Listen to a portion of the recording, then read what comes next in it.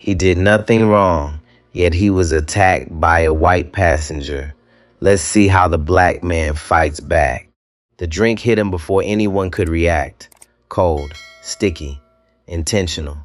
It splashed across the gray hoodie, soaking into the fabric, dripping down onto the polished floor of the first-class cabin. For a second, no one moved. No one breathed loud enough to be heard. The hum of the aircraft filled the silence, low and constant, like something waiting. "You didn't hear me?" Jonathan Reed's voice cut through the air, sharp, controlled, used to being obeyed. He stood tall in the aisle, shoulders squared, his navy suit pressed to perfection. The silver watch on his wrist caught the cabin light every time he moved.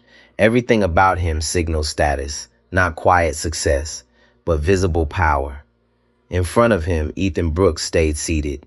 21, gray hoodie, dark jeans, worn sneakers, no designer labels, no polished image, just a calm that didn't match the situation.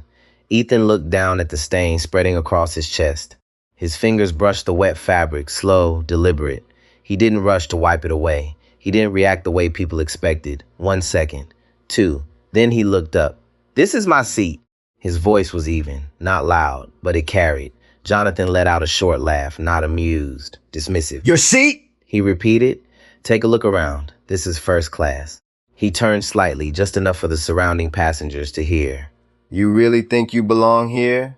A man across the aisle lowered his newspaper. His eyes flicked toward Ethan, then away. He didn't want involvement. A woman in her 60s tightened her lips but said nothing. A couple behind them leaned in, whispering. The husband unlocked his phone, thumb hovering over the camera. No one stood up. No one said stop. It was that kind of silence, the kind that protects comfort over truth. "Let me see your ticket." Jonathan held out his hand. Not a request, a command. Ethan looked at the hand for a moment. Then he reached into his pocket, pulled out his phone, and brought up his boarding pass. He held it up, steady, no hesitation. Jonathan didn't take it. He leaned in, scanning the screen like he was inspecting something counterfeit. "Interesting," he said. "People can fake just about anything these days."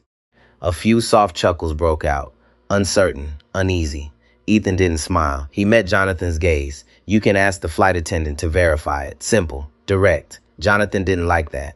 There was no fear in Ethan's voice, no apology, no attempt to explain himself. Just calm, too calm, and to a man like Jonathan Reed, that felt like resistance. Flight attendant Olivia Carter stepped in quickly. Early 30s. Hair pulled back tight, smile practiced, but her eyes already alert. "Is there a problem here, sir?" Jonathan didn't look at her right away. His focus stayed on Ethan. "A problem," he said.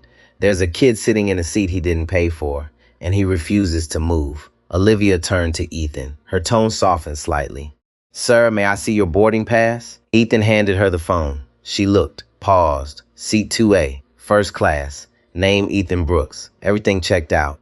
Her breath caught for just a fraction of a second. Small, but real. There was no mistake, at least not on paper. "Mr. Reed," she said, turning back, still professional. "His ticket is valid." "A beat." Jonathan frowned, not because he was wrong, but because reality didn't match what he believed. "That's not possible," he said slowly. "You might want to take another look. Seats like this aren't just given away." The words weren't directed at Olivia. They were aimed straight at Ethan, and everyone understood. Olivia hesitated. It was a human moment. She knew what was right, but she also knew pressure. Jonathan Reed wasn't just any passenger. He flew first class constantly, tipped well, knew the system. Ethan? Just a name on a screen, a young man in casual clothes. No visible signs of status, no visible signs of importance. She swallowed. "There may be a system error," she said carefully. "Let me double check." Ethan watched her, not angry, but something shifted in his eyes. A quiet recognition. This wasn't confusion anymore. It was choice. Jonathan crossed his arms, satisfied for now. "That's what I thought," he said, "because I'm certain he doesn't belong here." Behind them, the man with the phone leaned closer to his wife. "This isn't going to end well," he whispered. His wife kept her eyes on Ethan. "There's something about him," she said quietly. "Why is he so calm?" The question hung there, unanswered. No one knew. Only Ethan did, and he didn't explain. He just sat there, soaked hoodie, steady breath, waiting, not for fairness, but to see how far people would go when they believed no one was watching. Olivia did not walk away right away. She stayed there in the aisle, tablet in hand, eyes moving between the screen and Ethan's face, as if the device might suddenly tell her something different. It did not. Seat 2A, confirmed, paid, cleared, no red flags, no note from the gate, no upgrade code, no standby reassignment, just a valid ticket under a valid name. But facts did not always win in rooms like this. Jonathan Reed shifted his weight and looked at her with the hard impatience of a man who had spent his whole life being accommodated before he had to ask twice. "Well," he said. Olivia kept her voice careful. "Mr. Brooks is ticketed for this seat." Jonathan's jaw tightened. He turned back to Ethan and gave him a long look, the kind that did not see a person so much as a problem. Then maybe somebody made a mistake at the desk. Ethan sat back against the leather headrest. Water still clung to the front of his hoodie. The fabric had darkened across his chest and shoulder. He could feel it cooling against his skin now. Uncomfortable, sticky, real. What bothered him more was not the drink, it was the pattern. He had seen this before in too many forms, in too many places. A luxury hotel lobby in Atlanta, a boardroom in Houston, a car service in Los Angeles. The same look, the same pause, the same quiet conclusion behind somebody's eyes. Not him, not here. Across the aisle, a retired school principal named Margaret Nolan had been pretending to read a paperback for the last 5 minutes. She was 71, sharp as winter glass, and she knew humiliation when she saw it. She had seen it in classrooms, in hospitals, in voting lines. It always started the same way, with someone deciding another human being needed to explain their existence. She closed her book and spoke, but before she could talk herself out of it. "The young man has a ticket," she said. This should have ended already. Jonathan turned toward her slowly. His smile was thin and hostile. "Mom, with respect, this doesn't involve you." Margaret did not shrink. "It involves everyone sitting here, listening to you." A man 2 rows back lowered his phone for a second, surprised somebody had finally said it out loud. Jonathan let out a small breath through his nose, the kind people use when they want the room to understand they are the only adult left in it. "I am trying to resolve a very obvious issue." Ethan spoke before Margaret could answer. "No," he said quietly, "you're creating one that landed." Not because he raised his voice, because he didn't. Jonathan stepped closer, too close now. His polished shoe stopped inches from Ethan's carry-on. Olivia saw it and felt her stomach tighten. She had worked flights long enough to know when a situation was shifting from ugly to dangerous. The body tells the truth first. The flushed neck, the tight hands, the breath that comes shorter, faster. "Listen to me," Jonathan said. "I don't know what game you think you're playing, but it ends now. Show some respect and move." Ethan looked up at him. His face stayed composed, but the stillness in him had changed. It was no longer passive, it was intentional. He was measuring everything, every word, every witness, every choice being made around him. "I'm in my assigned seat," he said. "You do not get to order me out of it." Olivia raised a hand, trying to place a barrier where none yet existed. "Mr. Reed, I need you to lower your voice." Jonathan ignored her. The businessman in row 3, Tom Bennett, had started recording almost as soon as the drink hit Ethan's chest.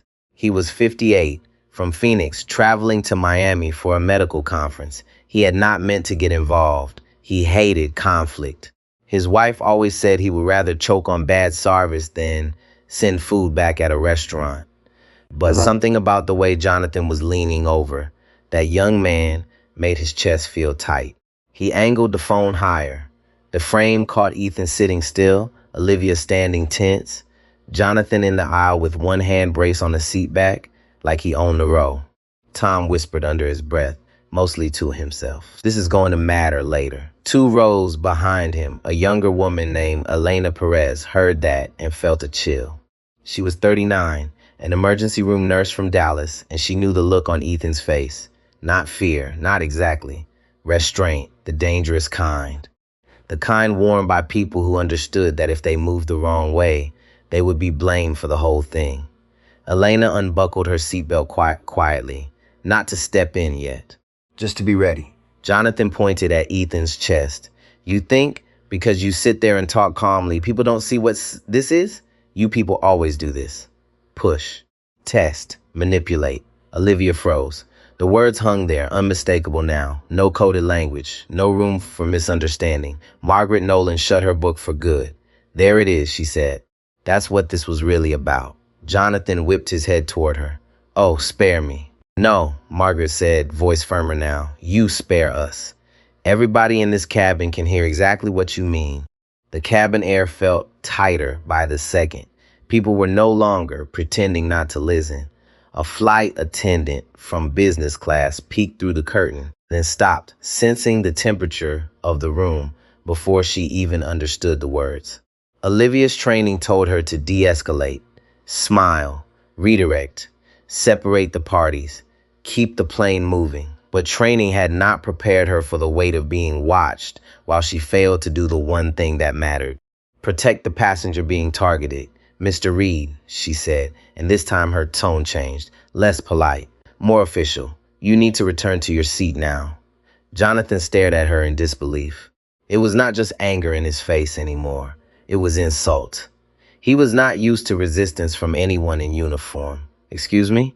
You are delaying boarding and harassing another passenger. He laughed once, harsh and joyless. Harassing him? I'm the one being forced to sit next to a fraud. Ethan's eyes narrowed just slightly, the first visible crack in his composure. You should be very careful with that word, he said. Jonathan leaned down. Or what? Silence. The whole row seemed to hold his breath. Ethan could hear everything with strange clarity now. The click of a seatbelt, ice shifting in a glass somewhere up front, the overhead air vent rattling softly above him, his own pulse, steady and controlled. He thought about his mother. The way she used to tell him when he was too young and too angry, that dignity was not weakness. It was discipline. It was the refusal to become what somebody expected when they tried to drag you lower. He looked Jonathan directly in the eyes. Or you'll make a mistake you can't undo. Tom Bennett's phone caught every word. Jonathan straightened. His face changed. The flush in it deepened, but there was something else now. A flicker of uncertainty. He did not understand Ethan. And men like Jonathan were always most dangerous when they felt foolish in public. Olivia saw it too. Sir, she said sharply, step back. For 1 second, it looked like he might. Then he turned his head toward her and said the one thing that told the whole cabin exactly who he was. If this airline had standards, none of this would be happening. Margaret closed her eyes. Elena Perez stood up. And Ethan Brooks, still soaked, still seated, still calm, realized the test was no longer about one rude passenger. It was about everyone else. Who would speak? Who would hide? Who would decide that keeping the peace mattered more than protecting the truth?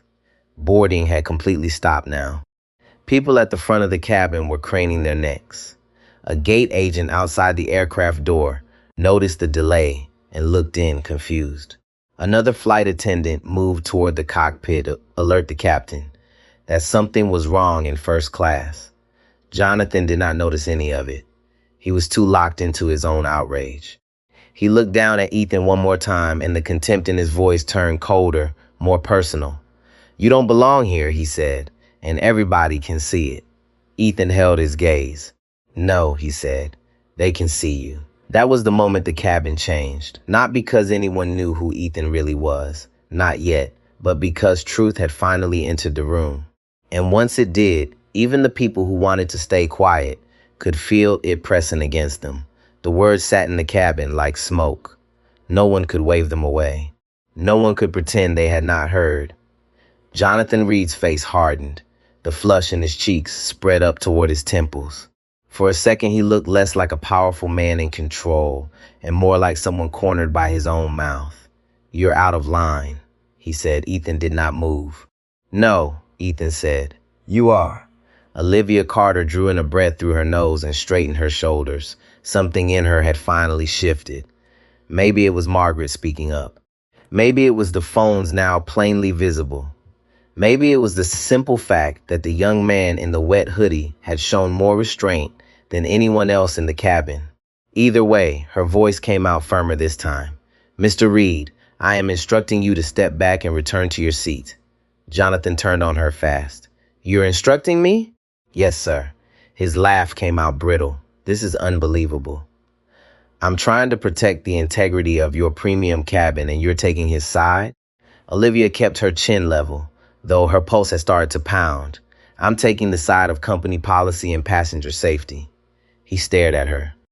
Then his eyes slid back to Ethan, and the look in them went colder, meaner, less polished. This is exactly what's wrong now, he said, loud enough for half the cabin to hear.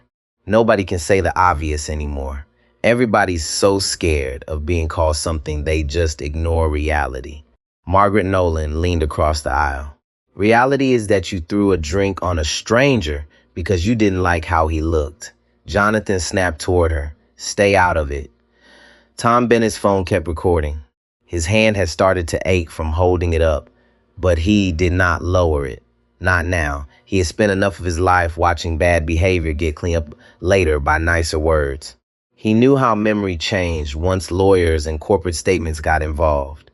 Video did not forget. Elena Perez took one careful step into the aisle. Not close enough to make herself part of the conflict, just close enough to make it clear Ethan was no longer alone in it. Sir, she said to Jonathan, voice calm, nurse steady, you need to back off. Jonathan looked around like the room itself had betrayed him. This is insane. I'm the one being threatened. No one threatened you, Elena said. Ethan's gaze flicked toward her for the briefest second. Acknowledgement, gratitude. Then back to Jonathan. The curtain to business class moved again.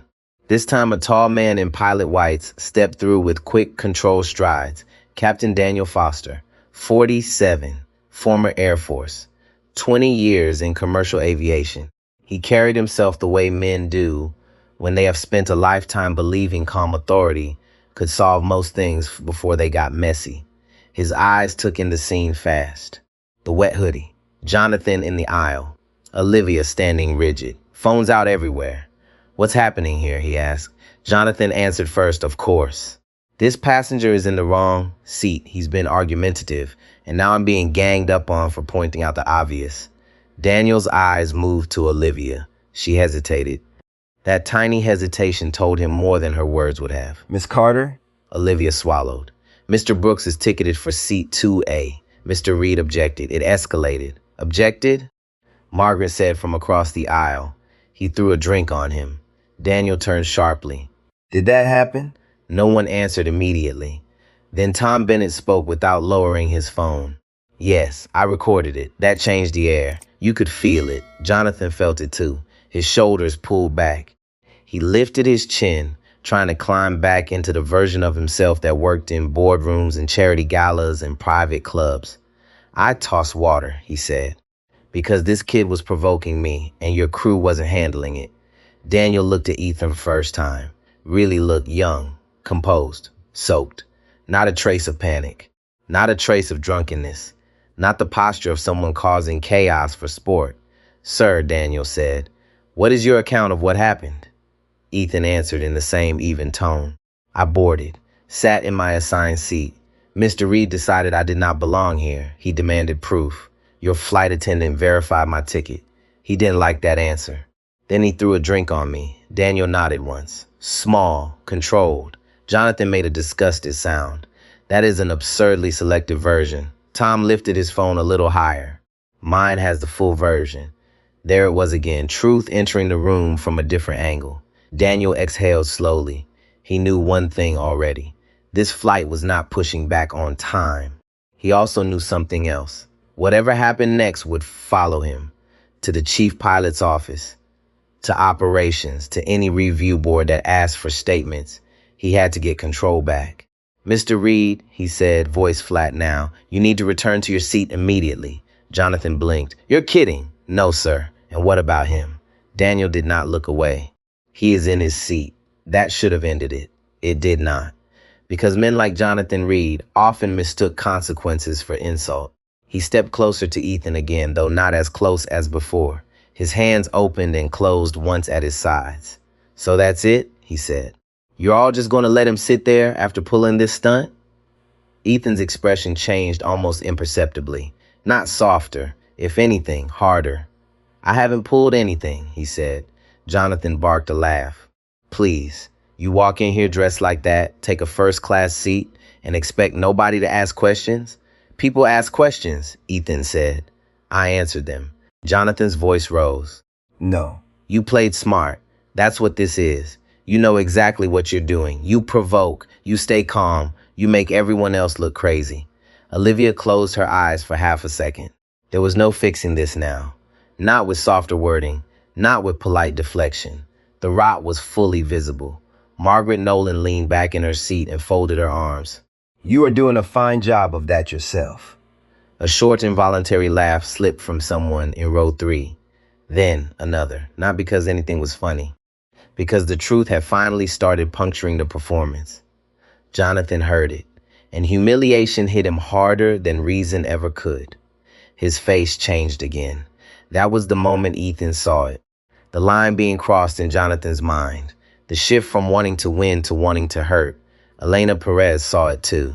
She had spent too many nights in emergency rooms watching arguments turn physical between the warning signs and the first blow. She stepped further into the aisle. "Captain," she said quietly, eyes never leaving Jonathan. He needs to be separated from him now. Daniel was about to agree when Jonathan moved. Not a punch, not yet. A jab of his finger. Sharp, angry, too close to Ethan's face. "You think you're teaching me some lesson?" Jonathan hissed. "I've closed deals bigger than anything you'll touch in your life. I built something. I earned my place.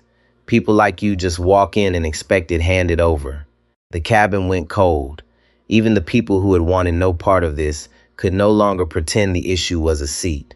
It was race, class, power, who got presumed worthy, who had to prove they were not a mistake. Ethan slowly stood, not fast, not aggressive. But the movement changed everything. He was taller than Jonathan had thought, broad-shouldered under that plain, wet hoodie. Steady on his feet, he did not invade Jonathan's space. He simply rose to meet the moment eye level. Every sound in the cabin seemed to sharpen, fabric shifting, a seat creaking, someone's phone buzzing and getting silenced in a panic. Ethan looked at the finger still hovering near his face. Then he looked at Jonathan. "You need to sit down," he said. His voice was low. That made it hit harder. Jonathan's breath came faster now. "Don't tell me what to do." Daniel stepped forward. "Mr. Reed, enough." But Jonathan barely seemed to hear him. He was locked on Ethan now, on the one fact his ego could no longer process. The young black man he had tried to reduce in front of a whole cabin was not shrinking, not apologizing, not folding, and every second of that felt to Jonathan like public defeat. So he did what small men have done for generations when they cannot win cleanly. He reached for force. His hand shot out and shoved Ethan hard in the chest. Gasps ripped through the cabin. Olivia cried out, "Sir!" Tom Bennett nearly dropped his phone. Elena moved instantly. Daniel was faster. He got between them just as Ethan took one step back and caught himself against the seat arm. Ethan did not swing, did not curse, did not lunge. He just straightened. And in that stillness, somehow, he looked even more dangerous than anger. Daniel's voice cracked through the cabin like a command on a runway. "Mr. Reed, sit down now." No one moved. No one breathed. Jonathan looked around as if the entire plane against him in one single minute. Maybe it had. Then Ethan spoke, quietly, calmly, and with a certainty that made the back of Olivia's neck go cold. "Captain," he said, eyes still on Jonathan, "I need you to understand something very clearly. If he touches me again, this flight is not going to Miami." Daniel turned to him. Jonathan gave a scornful snort. "What is that supposed to mean?" Ethan did not answer him. Not yet. But for the first time since the confrontation began, something in the room shifted beyond outrage. It was not just tension now, it was anticipation. Because the young man everyone had underestimated was no longer just enduring the moment. He was deciding what happened next. The cabin stayed frozen after Ethan said it. Not loud, not theatrical, just precise. "If he touches me again, this flight is not going to Miami." Captain Daniel Foster looked at him carefully now, really carefully. Up to that point, Ethan had been a passenger in a wet hoodie caught in an ugly confrontation. But there was something in the way he said those words that did not fit the picture Jonathan had built for him. No bluff, no panic, no empty threat, just certainty. Jonathan heard that certainty too, and it made him angrier. He laughed, but the sound came out thin. What are you going to do? Call your lawyer? File a complaint? Please. Ethan did not answer. That bothered Jonathan more than any insult could have. People like Jonathan survive by controlling the story, by talking first, louder, longer, by flooding a room until nobody remembered where the truth began. Silence from Ethan left space for everyone else to think, and that was dangerous. Daniel put a hand up between them. Mr. Reed, you are done speaking for now. Jonathan stared at him. I'm done speaking? Yes. The word landed hard, because Captain Foster did not say it like a suggestion. He said it like a line painted on a runway. Olivia Carter was already speaking into the interphone, voice low but clipped, alerting the lead gate agent that boarding needed to remain paused. Her hand shook once as she reached for the handset, then steadied. She hated that it had taken this much to get decisive. She hated even more that the young man in seat 2A had needed more composure than the crew whose job it was to protect him. From row 3, Tom Bennett kept filming, but his free hand had started texting his wife in Phoenix. You need to save this if I send it. Full video. Cabin assault. He knew enough about how these things unfolded. Phones were lost. Videos were deleted. Systems malfunctioned at convenient times. He was not going to let that happen.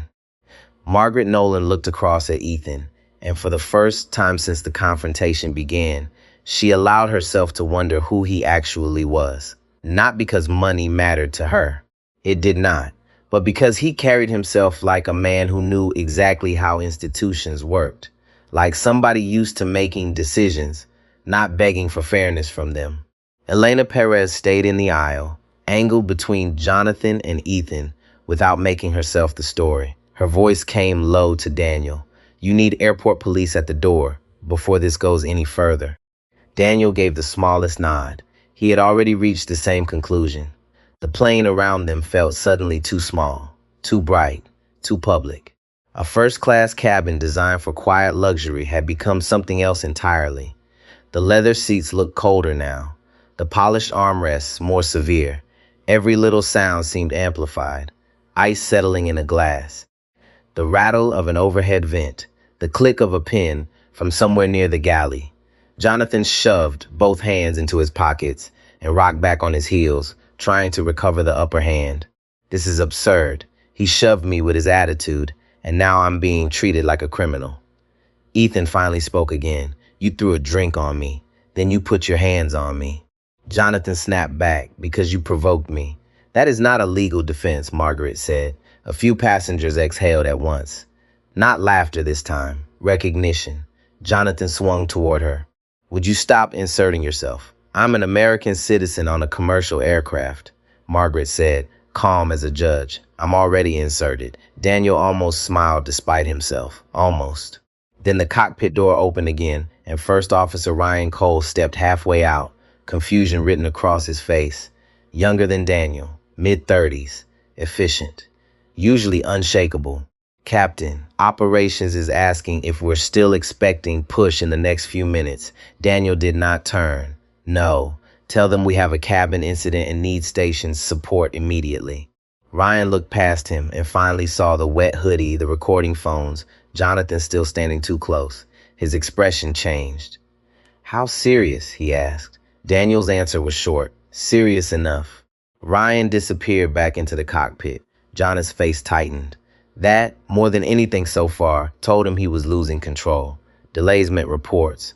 Reports meant review. Review meant witnesses. He had counted on a fast humiliation, not a documented event.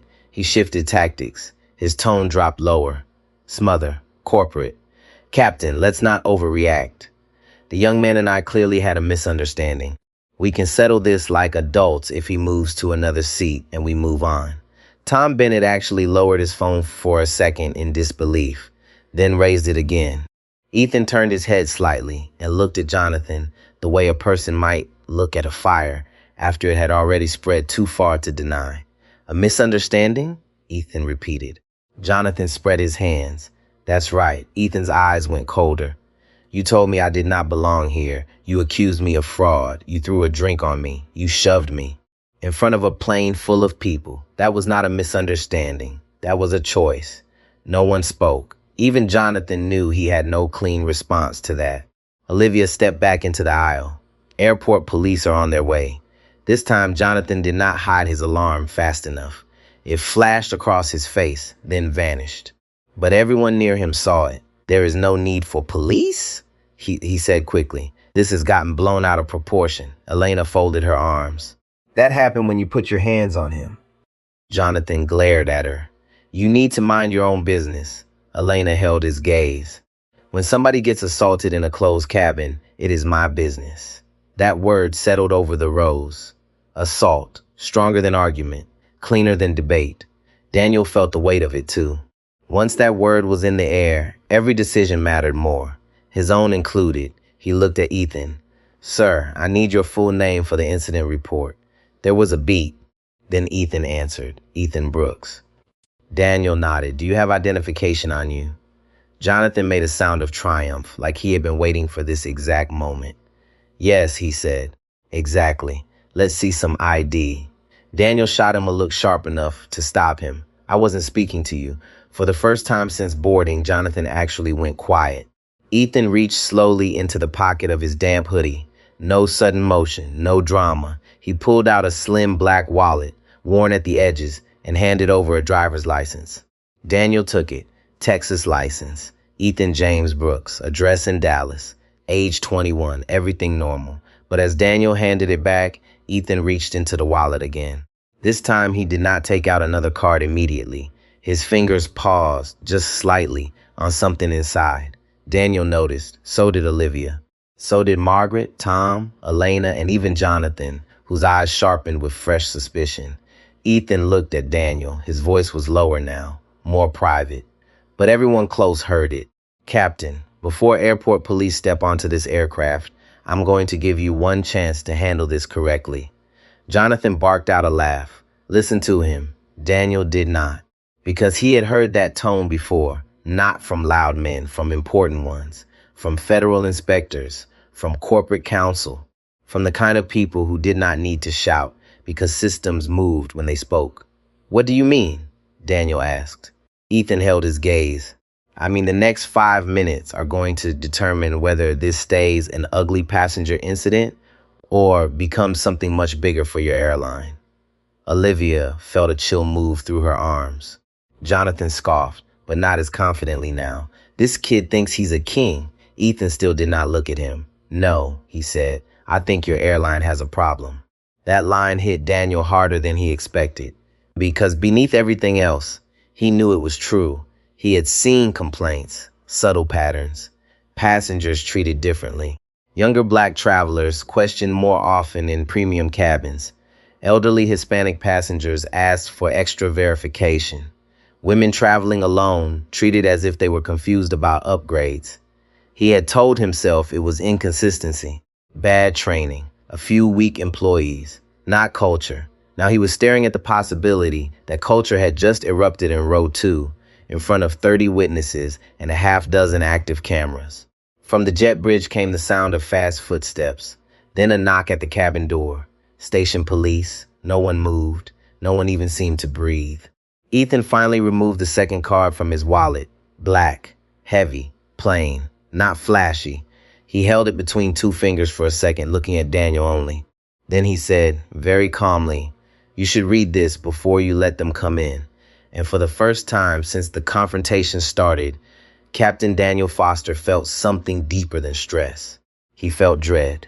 Captain Daniel Foster took the card. It was heavier than he expected. Matte black, clean edges, no cheap shine, no gimmick. The kind of card that did not try to impress because it did not need to. He looked down, then looked again. The color drained from his face so fast, Olivia Carter saw it before she could understand it. The card read Ethan Brooks. Below that, in small silver lettering, were words Daniel knew had the power to reorder entire careers in under an hour. Founder and Chief Executive Officer, Apex Airways. For one beat, Daniel did not move. The knock came again at the cabin door, sharp this time. Airport police. Jonathan Reed shifted impatiently. What is this now? Some fake business card? Please tell me we are not entertaining this. Daniel slowly lifted his eyes from the card to Ethan's face. He saw the same thing now that Margaret Nolan had sensed, that Tom Bennett had begun to suspect, that Olivia had felt but not yet named. This young man had not been sitting in silence because he was helpless. He had been giving them time, time to choose, time to stop, time not to become the story they were now trapped inside. Daniel swallowed once, his throat felt dry. Open the door, he said. Olivia turned, half relieved and half terrified, and unlatched the cabin door. Two airport police officers stepped in from the jet bridge. One was a broad-shouldered man in his late 40s named Sergeant Mike Donnelly. The other, Officer Lauren Bishop, younger, sharp-eyed, already scanning the room like she knew things were rarely what the first person said they were. Sergeant Donnelly spoke first. Captain, we got a call for a disturbance in first class. Jonathan took a step forward at once. Yes, thank God. This passenger has been disruptive and threatening and needs to be removed immediately. Officer Bishop's eyes moved to Ethan. Wet hoodie, calm posture, no signs of intoxication, no aggressive stance. Then to Jonathan, flushed face, fast breathing, the energy of a man who had been running his mouth for too long and could not find the exit. Then to the phones. Too many phones. That always mattered. Daniel raised a hand. No one is being removed until I clarify something. Jonathan stared at him. Clarify? Captain, what exactly is there to clarify? Daniel did not answer him. He handed the black card to Sergeant Donnelly. The older officer read it once, blinked, read it again, then looked at Ethan and straightened almost involuntarily. Officer Bishop leaned slightly to see the card. Her expression changed too. Not shock exactly, recognition of stakes. Jonathan noticed the shift and frowned. What is that supposed to mean? Ethan finally stood fully upright. No hurry, no grand gesture. Just a man rising into the truth of a room that had spent the last several minutes trying to deny him. My name is Ethan Brooks, he said. I'm the founder and chief executive officer of Apex Airways. This aircraft belongs to my company. The cabin went dead silent, not quiet. Dead silent. You could hear the faint hiss of conditioned air through the ceiling vents. You could hear someone's bracelet slide against a leather armrest 3 rows back. You could hear Jonathan Reed stop breathing for a second. Tom Bennett's phone captured it all. Jonathan's face. The captain's posture changing. Olivia's hand flying to her mouth. Margaret Nolan closing her eyes like the truth had landed exactly where she knew it would. No, Jonathan said, not loudly, just instinctively. No, that's ridiculous. Ethan turned his head and looked at him for the first time in several minutes. Is it? Jonathan's confidence cracked in visible layers. First disbelief, then anger, then a small rising edge of panic he could not hide fast enough. This is a stunt, he snapped, a trick. Anybody can print a title on a card. Officer Bishop stepped in before Daniel could. Sir, lower your voice and stay where you are. Jonathan turned toward her. You cannot be serious. Sergeant Donnelly handed the card back to Daniel, then asked the question every witness in that cabin was waiting on. Captain, can you verify? Daniel nodded once, already reaching for his cockpit phone. His fingers moved faster now, less with command than with urgency. He dialed operations, identified himself, then gave Ethan's full name. The pause on the other end was brief. Too brief. Daniel's face tightened as he listened. Yes, he said quietly.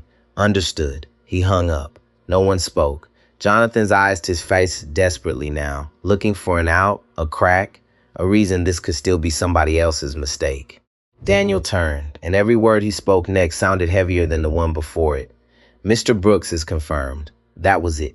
No dramatic music, no thunder, just a sentence. But it broke the room open. Margaret Nolan let out a breath so long it almost shook. Well, she murmured, not with satisfaction but with how with sorrow. There it is. Olivia Carter went pale. She took one small step back, and had to brace herself against the galley partition, not because Ethan was the CEO, because she understood, all at once, exactly what she had failed to do before his title ever entered the room: protect a human being with dignity, not because he was important. Because he was right. Tom Bennett whispered to himself, "My God." Elena Perez did not speak at all. She had spent years in emergency medicine. She knew this look too. Not on Ethan, on everybody else. The look that comes when people realize the person they felt safest dismissing had the power to expose every part of them they hoped would stay hidden. Jonathan Reed's mouth opened, then closed, then opened again. "I didn't know," he said. It was the first honest thing he had said all day. Ethan's expression did not soften. "That is the point." Jonathan's face fell another inch. "You can't expect me to know who every passenger is." "No," Ethan said. "I expect you not to abuse the ones you think have less power than you." Nobody moved. Nobody even pretended to disagree, because the moral center of the moment had become impossible to escape. This was never about first class. It was never about a seat. It was about what people reveal when they think status belongs to them by sight. Daniel Foster stepped fully into command now, but the authority in him had changed. Less defensive, more accountable. "Sergeant," he said, "I need a formal report taken for passenger assault and interference with aircraft operations." Jonathan jerked his head up. "Assault?" Tom Bennett lifted his phone. "You shoved him after throwing a drink on him. I have all of it." Margaret added, "And several of us heard the language you used before that." Officer Bishop took out her notepad. "Sir, I need your full name." Jonathan looked around the cabin like he was waking inside a nightmare built from his own decisions. Every face that had once been neutral now seemed to hold judgment, even the ones that said nothing, especially the ones that said nothing. "Jonathan Reed," he muttered. Officer Bishop wrote it down. Ethan remained standing, hoodie damp, chest still stained, not a trace of triumph in his face. If anything, he looked more tired than angry. That unsettled Olivia more than rage would have. She had expected some kind of explosion once the truth came out. A firing, a speech, public humiliation with sharp edges. But Ethan did not perform. He simply stood there like a mirror the entire cabin was being forced to look into. Daniel turned to him, voice lower. "Mr. Brooks, I am responsible for what happened on this aircraft." I should have taken control sooner. Ethan met his eyes. "Yes, you should have. It was not cruel. That made it harder." Daniel accepted it with a small nod. Olivia took one step forward. Her throat was tight. "Mr. Brooks, I'm sorry." He looked at her. And for the first time since the confrontation began, something in his face changed. Not forgiveness, not yet, but a recognition that she had at least arrived at the truth. "You were warned," he said quietly. "You saw what he was doing." Olivia's eyes filled, though she fought it. "I know." "No," Ethan said. "Now you know. Before this, you hesitated." That line hit her harder than if he had raised his voice, because it was true. Officer Bishop turned to Ethan gently. "Sir, do you require medical attention?" Ethan shook his head once. "Not at the moment." Sergeant Donnelly looked to Daniel. "This plane isn't going anywhere until we finish interviews." Daniel gave a hollow, immediate nod. Understood. From the front rows, one of the silent passengers finally spoke. A silver-haired man in a camel coat who had said nothing while it mattered most. "This is unfortunate," he muttered. Margaret Nolan turned toward him with more force than she had used on Jonathan. "No," she said, "it is revealing." He looked away. That, too, was part of the lesson. Not everybody who fails does it loudly. Some fail by staying comfortable. Jonathan Reed was no longer trying to control the room. Now he was trying to survive it. He took one shaky breath and looked at Ethan. "Mr. Brooks, if I had known who you were, I never would have." Ethan cut him off with a look alone. And when he spoke, his voice was calm enough to make several people drop their eyes. "That," he said, "is why this matters." No one rushed to fill the silence after that. Even Jonathan Reed understood that the sentence had cut deeper than any accusation. "If I had known who you were," that was the confession. Not of confusion, of character. Ethan remained where he was, one hand resting lightly on the top of seat 2A. His hoodie was still damp. The stain had dried darker around the collar and chest now. Under the cabin lights, it looked almost deliberate, like evidence laid out for inspection. Sergeant Donnelly took one step toward Jonathan. "Sir, I'm going to need you to step off the aircraft with Officer Bishop while we sort this out." Jonathan blinked. "You're escorting me off?" Officer Bishop's voice stayed level. "We are separating parties while statements are taken." Jonathan looked around as if someone in the room might still rescue him. Somebody richer, louder, more familiar, but those instincts had abandoned him now. The cabin that had once felt like his natural territory had become hostile ground. His eyes landed on Ethan again. For the first time, there was no contempt in them. Only damage control. "Mr. Brooks," he said, trying to smooth his tone back into something civilized, "I want to apologize." Ethan did not move. Jonathan kept going because men like him often mistook speaking for repair. "I lost my temper. I made assumptions. I should not have done that, obviously. I can admit that." He gave a small, brittle laugh. This whole thing got out of hand. Margaret Nolan's face tightened. Out of hand. As if the drink had flown by itself. As if the shove had simply happened in the weather. Ethan looked at Jonathan steadily. "It got out of your control," he said. "That is not the same thing." Jonathan's mouth opened, then closed again. Officer Bishop stepped in before he could start bargaining. "Sir, now." Sergeant Donnelly guided him gently but firmly toward the front of the cabin. Jonathan did not resist, but his whole body carried the stiffness of a man trying not to register the shame of being watched, and he was being watched. Every pair of eyes followed him. Tom Bennett's phone followed him too. As Jonathan reached the aircraft door, he made the mistake of turning back. Just one glance. One last attempt to locate some piece of dignity still available to him. What he found instead was Ethan, still standing, still composed, still not performing power. And that, more than anything, made Jonathan look small. Then he was gone into the jet bridge. The cabin exhaled all at once. It was not relief exactly, it was release. Like a room that had been holding a dangerous weight and did not yet know where to put it down. Captain Daniel Foster rubbed a hand over his jaw. The older he got, the more he understood that there were moments in a career that separated before from after. You could feel them while they were happening. This was one. He turned to Ethan. "Mr. Brooks, I'd like to move you to the front galley while we complete statements and determine next steps." Ethan shook his head once. No. Daniel paused. Ethan glanced at the seat, at the damp fabric, then back up. "I'm staying right here. No anger, no flourish, just a boundary." Olivia felt that one in her chest. Of course he was staying there. He had fought to remain in a seat that should never have been questioned in the first place. Moving him now, even politely, would turn the whole thing into one more version of the same message. "You can stay, but not here." Daniel understood too. He gave a slow nod. "All right." Officer Bishop came back in first, while Sergeant Donnelly remained outside with Jonathan. She began taking names. Margaret Nolan, Tom Bennett, Elena Perez.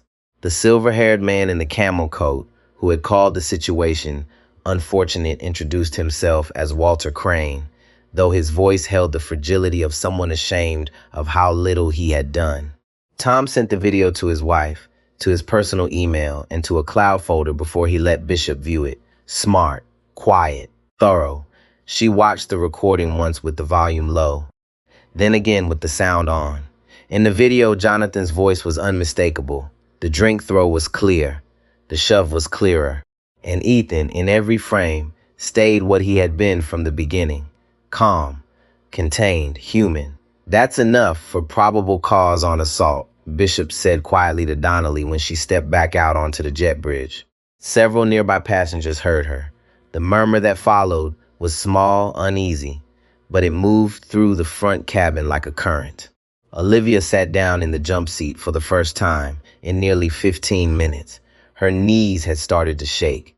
Not visibly, she hoped, but enough that she could feel it in the muscles of her thighs. She had built her adult life on being dependable, competent, unflappable in emergencies.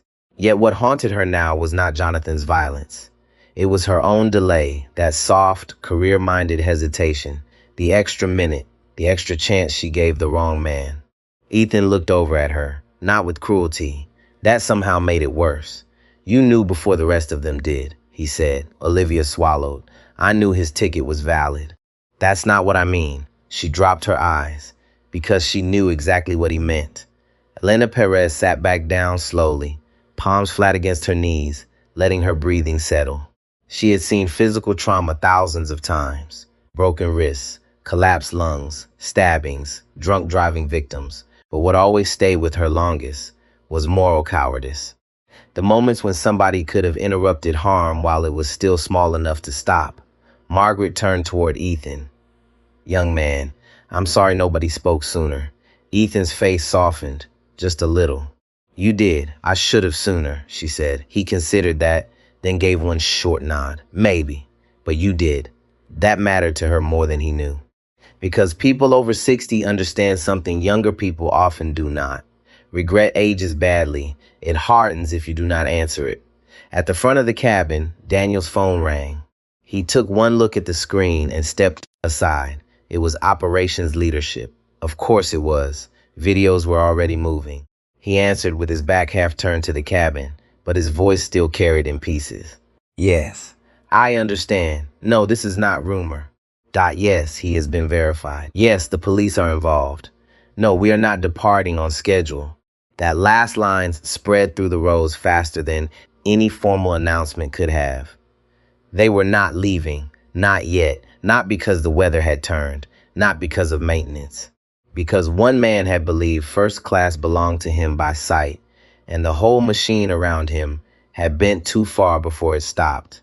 Tom Bennett lowered his phone at last and looked at Ethan. You fly like this often? Ethan gave the smallest hint of a tired smile. Like what? Without anyone knowing who you are. Ethan glanced toward the window, though all he could really see was the gate equipment and the bright white glare of service lights on the tarmac. Often enough. Why? There was no accusation in Tom's voice, just honest curiosity.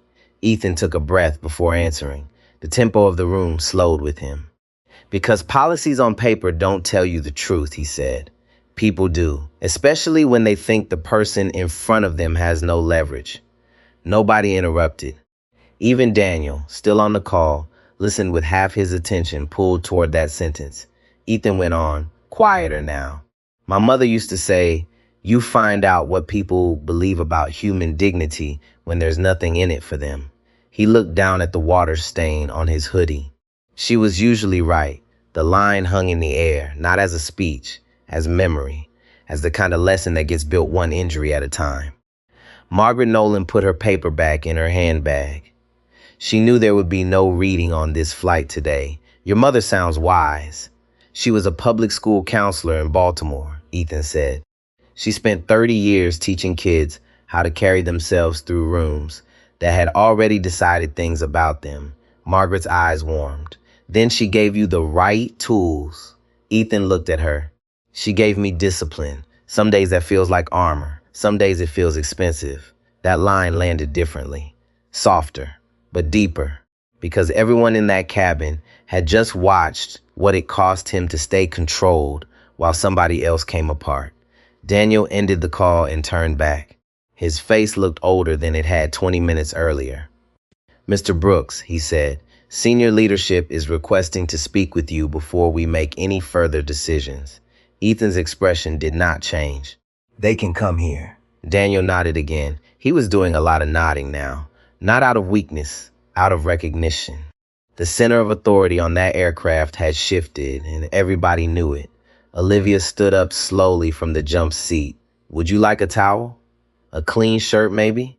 We can pull something from an amenity kit. Ethan looked down at the soaked hoodie, then back at her. No, he said. I want them to see exactly what happened before anybody starts polishing it. No one argued, because that, too, was part of the lesson. Institutions like to clean things fast.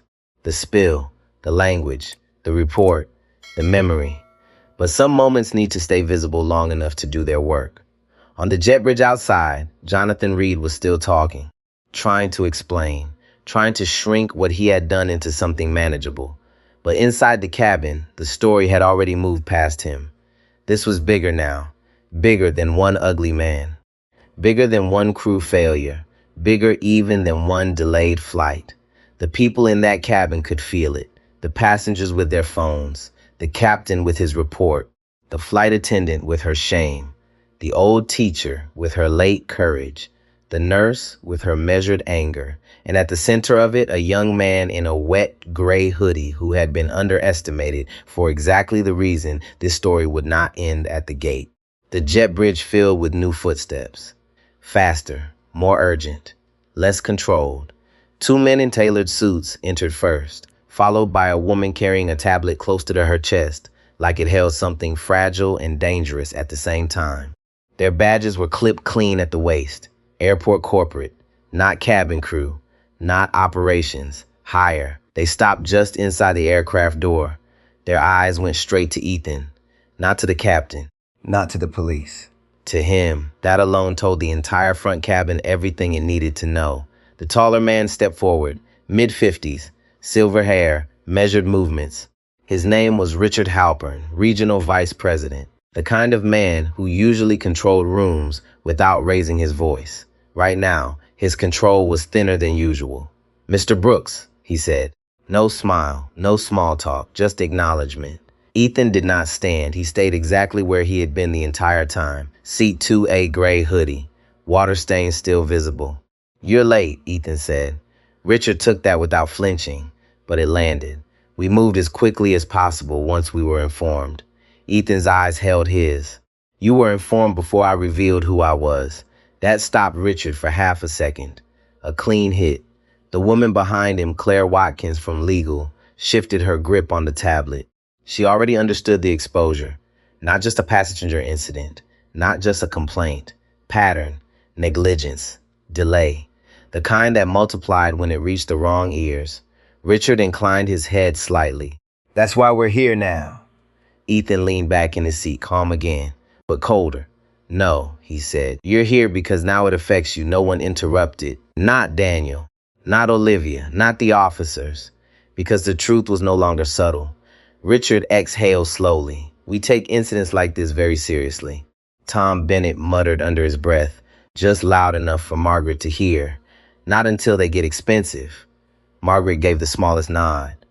Ethan looked at Richard. "Then let's treat it seriously." Richard gestured lightly toward the galley. "Perhaps we can discuss this privately." Ethan didn't even glance in that direction.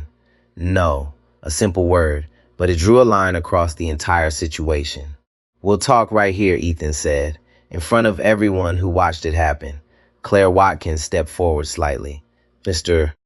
Brooks, from a legal standpoint, it may be better to." Ethan cut her off without raising his voice. "I'm not interested in better for the company." That landed harder than anything Jonathan had said earlier, because this was not noise. This was control. Claire stopped. Richard's jaw tightened just a fraction. The cabin was no longer just a place. It had become a record, witnesses, phones, memory, and Ethan was choosing not to hide from any of it. Daniel Foster stepped closer. "Posture straight, but no longer defensive, Mr. Brooks. We are prepared to cooperate fully." Ethan nodded once. "You will." He glanced toward the jet bridge where Jonathan Reed stood between Sergeant Donnelly and another officer, still talking, still trying to shape a version of himself that could survive what was coming.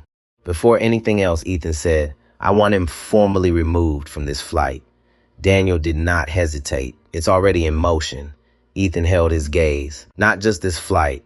The words were quiet, but they changed the temperature again. Richard spoke carefully now. "Mr. Brooks, we will follow standard procedure regarding disruptive passengers." Ethan's eyes moved to him. "Standard procedure is the problem." Silence. Ethan continued. "You let him stay in the aisle long enough to escalate. You allowed repeated verbal harassment after a verified ticket. Your crew hesitated when intervention was required." That's not one mistake. He paused. "That's a system." Claire Watkins wrote something quickly on her tablet. Richard's face remained composed, but the strain was visible now. "We will conduct a full internal review." Ethan shook his head slightly. "No, you will conduct a transparent one." Tom Bennett felt something shift in his chest. Not anger, not tension, recognition. This was not about punishment anymore. This was about exposure. Margaret Nolan leaned forward just enough to see Ethan clearly. He was not enjoying this. That mattered, because people who enjoy power often use it to crush. People who respect it use it to correct. Ethan went on. I want every passenger on this flight contacted. I want their statements included. I want this footage preserved, not filtered. And I want a written report on my desk within 72 hours outlining exactly where your protocol failed. Richard inhaled slowly. Those were not requests. Those were directives. Yes, he said. Ethan held his gaze 1 second longer, then nodded.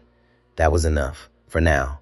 Olivia Carter stood frozen a few feet away. Every word felt like it was aimed through her. Not because Ethan was targeting her, because she had been part of the failure he was naming. She took a step forward. Mr. Brooks, she said quietly, I accept responsibility for my hesitation. The room stilled again, different this time. Not tension, respect. Ethan turned to her. You hesitated because you were balancing authority, he said, his perceived status against mine. Olivia nodded. Yes, that balance cost time. Yes, and time allowed harm. Her voice caught, but she held it steady. Yes. Ethan watched her for a moment.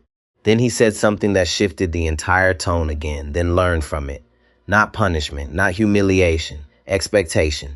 Olivia's eyes filled, but she did not look away. I will. Elena Perez let out a quiet breath. That was the part most people missed. Accountability without destruction, correction without ego. That was harder. Jonathan Reed's voice rose from the jet bridge. You're making a mistake. I have business relationships with this airline. You don't understand who I am. Sergeant Donnelly's response came flat.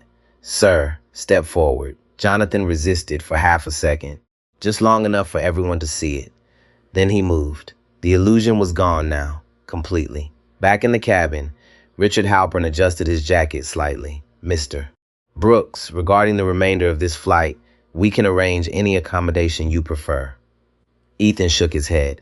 I already have a seat. Another simple line. Another correction. Claire glanced at Richard. They both understood. This was not about comfort. It was about principle. Daniel stepped in. We will begin reboarding once the situation is cleared and statements are complete. Ethan nodded. Then he looked around the cabin, at Margaret, at Tom, at Elena, at Walter Crane, who could not quite meet his eyes, at Olivia, at every face that had watched. Some silent, some speaking, all part of it.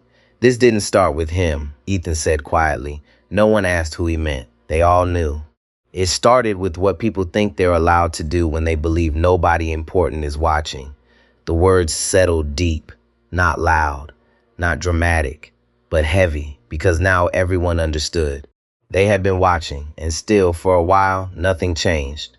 Until it did, and the reason it changed was not comfort, it was consequence. Ethan leaned back into his seat. The leather creaked softly, the plane hummed. Outside, the officers led Jonathan farther down the jet bridge, out of sight. Inside, the system had been exposed. Not broken, not yet, but visible.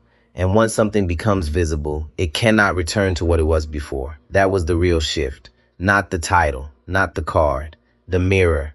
And everyone in that cabin had just been forced to look into it.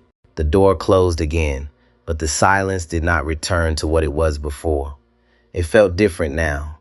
Heavier, more aware. Captain Daniel Foster moved back toward the center aisle, his posture steady, but his mind working faster than it had in years.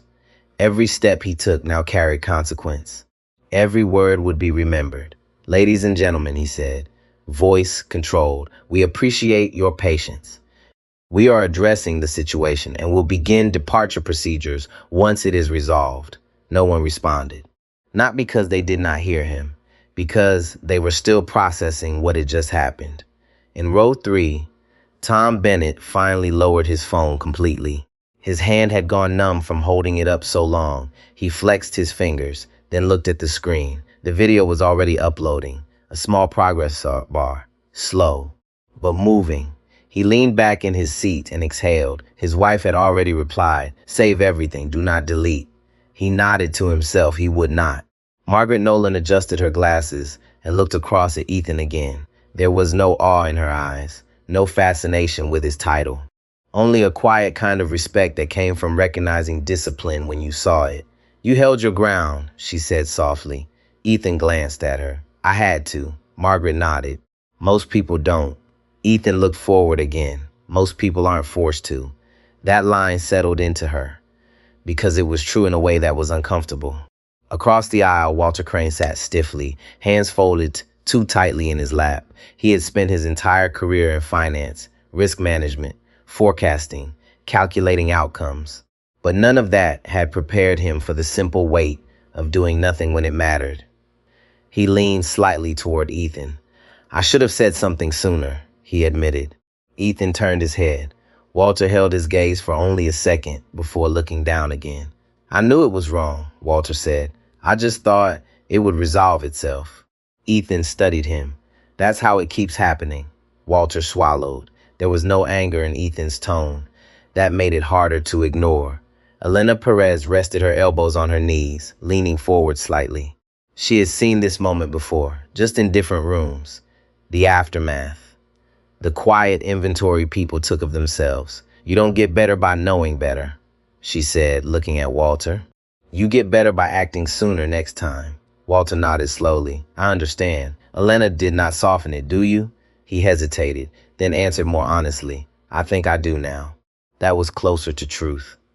Olivia Carter stood near the galley, hands clasped in front of her, posture straight again, but changed. The training was still there, the professionalism. But something underneath it had shifted, less automatic, more aware. She walked back toward Ethan, not as a flight attendant now, as a person who needed to say one more thing. I've worked this job for 11 years, she said quietly.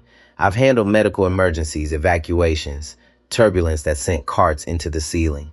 Ethan listened, she continued. But this, she paused.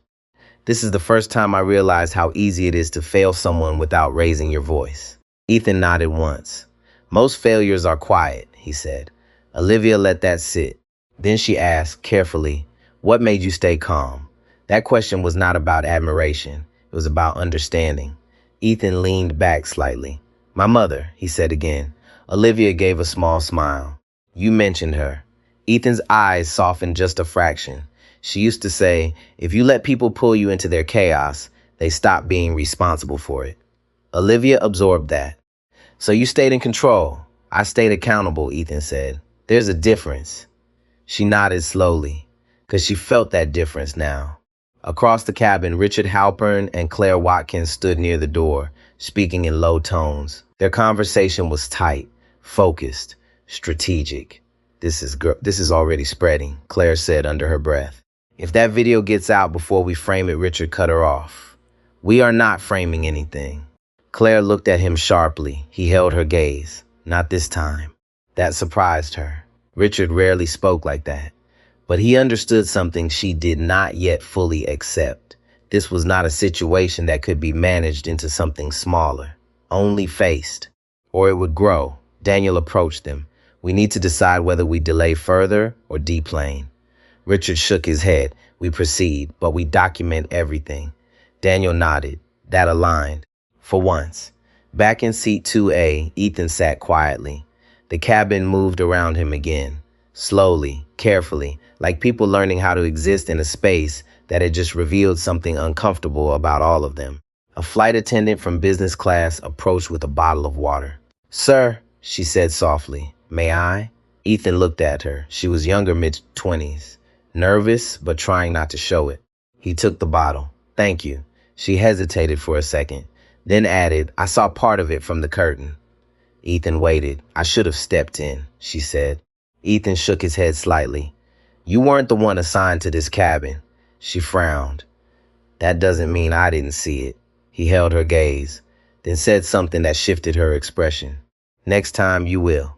She nodded, not defensive, not ashamed, just learning. Daniel returned to the front and looked around once more. The energy had changed again, still heavy, but steadier. Ladies and gentlemen, he said, we will begin preparing for departure. Thank you for your patience. This time, a few passengers nodded. Small movements, but real. Olivia moved through the aisle, checking belts, adjusting overhead bins, her motions precise but more deliberate than before. She made eye contact more, slowed down where she used to move quickly.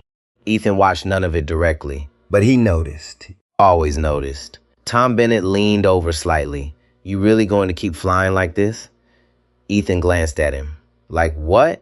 Without anyone knowing, Ethan looked down at his hoodie again, then out toward the window. Yes. Tom frowned. After this? Ethan's voice stayed even, especially after this. Tom sat back.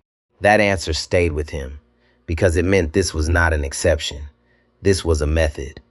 Margaret Nolan smiled faintly to herself. Then you're not just running a company, she said. Ethan looked at her. She met his eyes. You're testing it. Ethan held her gaze for a moment, then gave a small nod. Yes. The plane hummed louder as ground crew began final checks. Outside, equipment moved. Inside, people settled, but not the same way they had before. Walter Crane adjusted his coat again, then looked down at his hands. Next time, he thought. Not later, not after, next time.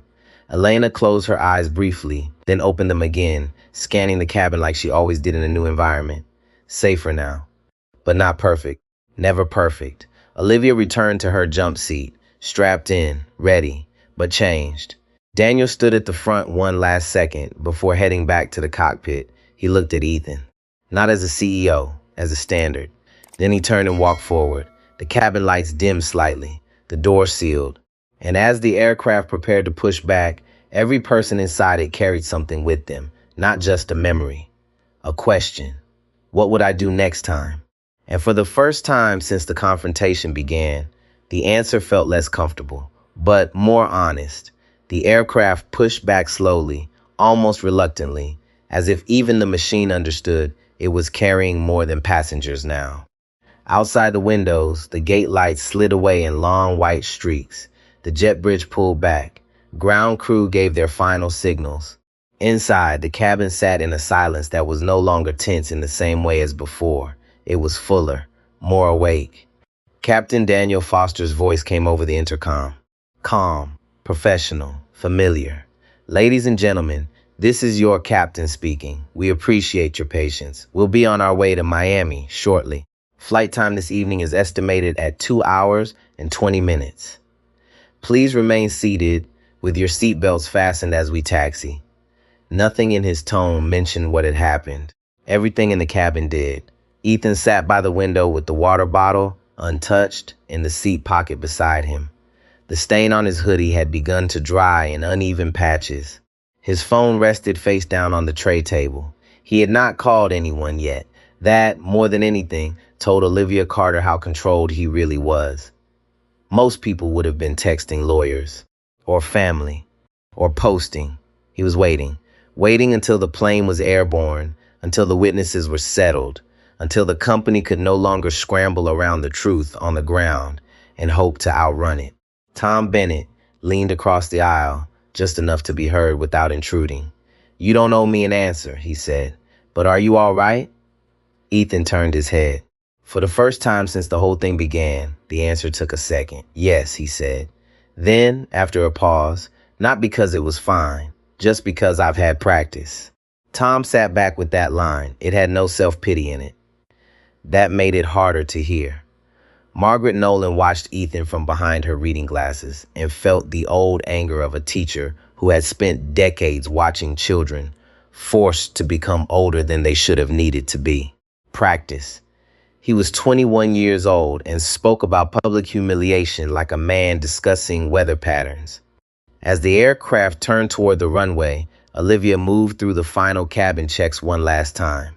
Her hands did their job by memory, seat backs upright, belts fastened, loose items stowed.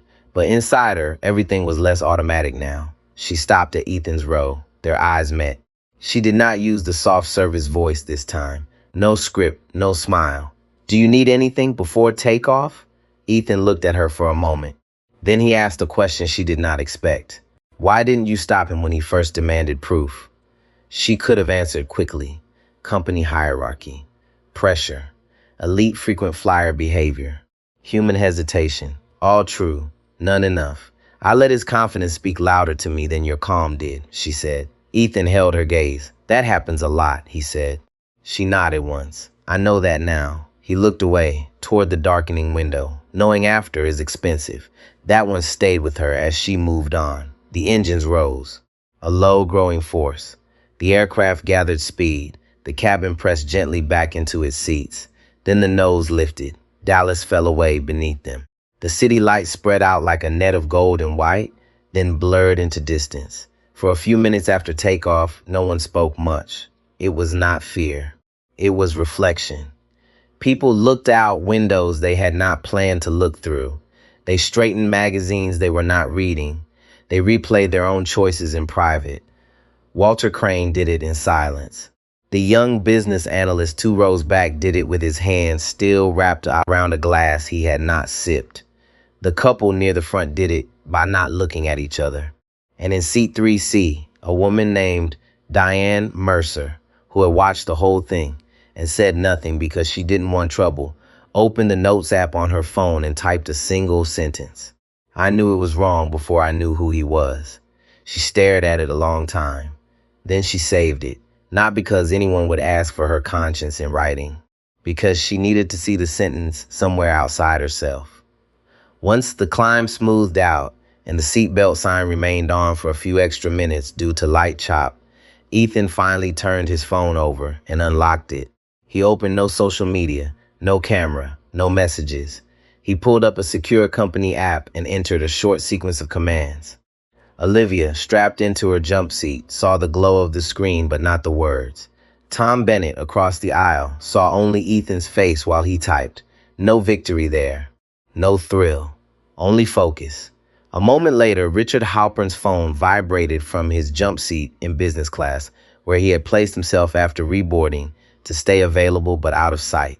He read the message once, then again, then called Claire Watkins forward. She knelt beside him in the aisle. What is it? Richard handed her the screen. Her eyes moved quickly, then slowed. Ethan Brooks had initiated an executive incident response. Level 1, not for himself personally, for the company. That distinction mattered. Level 1 meant all digital evidence preservation across the flight. Immediate lock on cabin communications. Mandatory retrieval of all crew logs. Automatic review of prior complaints involving discrimination, harassment, or improper passenger verification. Claire looked up sharply. He's not handling this like an assault case. Richard's voice stayed low. He's handling it like a systems failure. That was worse. Because a systems failure did not end with one man being removed in handcuffs. It traveled into training, into hiring, into retention, into leadership, into everyone who had ever looked at a complaint and called it isolated, because isolation was cheaper than truth. Back in first class, Ethan finished typing and set the phone aside. Elena Perez noticed. You just started something, she said quietly. Ethan looked at her. Yes. Big? Yes. She held his eyes for a second, then gave a small nod. Good. That was all. No speech. No need. Tom Bennett finally asked the question that had been sitting in the front of his mind since the reveal. Did you know this would happen? Ethan's expression did not change. No. Tom frowned slightly. But you expected something. Ethan looked down at his hands. Young hands. Steady hands. Hands that had built something most of the people in that cabin would spend their lives assuming belonged to older men in darker suits. I expected data, he said. Tom let out a short breath. That's a rough word for what this was. Ethan nodded. Yes. Then after a pause, he added, but it's also true. Margaret Nolan turned slightly in her seat. You came looking for proof. I came looking for the truth, and you found it. Ethan's eyes lifted to the cabin around him, to the seats. The polished wood grain, the half-finished drinks, the people who had spoken, the people who had stayed still, the crew who had failed, then adjusted too late. Yes, he said, I found enough. That sentence spread through the rows in a way no announcement ever could. Enough. Not everything, not final, but enough to act. The seatbelt sign dinged off. Soft, ordinary, almost absurdly normal after everything else. Service would usually begin soon. Champagne refills, warm nuts, lining folded over tray tables. But Olivia knew there would be no normal service on this flight. Not really. She unbuckled and stood. Her body knew the routine. Her conscience did not. Daniel Foster stepped out of the cockpit and met her near the galley. He kept his voice low. Corporate wants no alcohol served in first class for the first hour. Olivia nodded. Sensible. Too many emotions. Too many witnesses. Too much room for one bad decision to become another. Daniel hesitated, then said the harder thing. After landing, they want statements from all crew before we leave the airport. Olivia took that in. I figured. He studied her face. You all right? She gave a tiny, humorless smile. That's a generous question. Daniel looked back toward Ethan's row. We missed the first right decision. Olivia did not defend herself. We did. He nodded once. Then we don't miss the next one. That was all the comfort either of them had. In row 2, Ethan reached for the water bottle at last and twisted the cap open. The crack of the seal sounded oddly loud in the settled cabin. He drank once, set it down, then looked out at the black sky beyond the window. Somewhere beneath them were neighborhoods and roads and people living ordinary evenings, never knowing that in a quiet premium cabin above them, the question of who gets believed, who gets protected, and who gets watched had just shifted from private pain to corporate fact. That was how change usually began, not with speeches, with receipts. And now the receipts were everywhere, on phones, in memory, in a wet gray hoodie, in the voices of older strangers who had found their courage 1 minute late, but still found it, in a flight attendant learning the cost of hesitation, in a captain realizing professionalism without moral clarity was only half a job, and in the young man at the center of it all who had not once demanded special treatment, only equal treatment, which, in the end, had turned out to be the most disruptive demand in the room. The cabin lights dimmed slightly as service began, but nothing about the service felt routine. No champagne, no easy smiles, no light conversation about weather in Miami. Every movement carried awareness now. Olivia Carter moved down the aisle with a tray of bottled water and simple snacks, her steps slower than usual. Not hesitant, intentional. She made eye contact with each passenger, not quick, not automatic, present. When she reached in, she paused. Water, she said quietly. He nodded. She handed it to him with both hands. Not service, respect. Ethan took it. Thank you, that was it. But it felt different. 2 rows back, Diane Mercer watched that exchange and felt something tighten in her chest. She had spent most of her life believing she was a fair person, kind, reasonable, not the type to mistreat anyone. But she also knew she had stayed quiet, not because she agreed, because she did not want discomfort. She leaned forward slightly. Excuse me, she said, voice soft but steady. Ethan turned.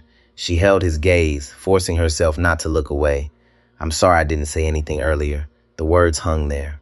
Not dramatic, but real. Ethan studied her for a moment. You're saying it now, he said. She nodded. I should have said it then. Yes, Ethan said. No softening, no dismissal. Just truth. Diane exhaled slowly. She accepted it because she needed to. That was the difference now. People were no longer looking for comfort. They were looking for clarity. Across the aisle, Tom Bennett shifted in his seat. I've been thinking about something, he said. Ethan glanced at him. Tom continued. If you hadn't said who you were, how far do you think this would have gone? Ethan did not answer right away. The engine hum filled the space between them. Then he said, far enough. Tom frowned. That's not very specific. Ethan looked at him. It doesn't need to be. Tom leaned back. He understood. Because everyone in that cabin had already seen how far it had gone before anything stopped it. Margaret Nolan closed her eyes briefly, then opened them again. That's the part people don't like to admit, she said. They want to believe things only go wrong when nobody important is involved. Ethan nodded once. But most harm happens when nobody important is believed to be involved, he said. That distinction settled heavily because it shifted responsibility from circumstance to perception.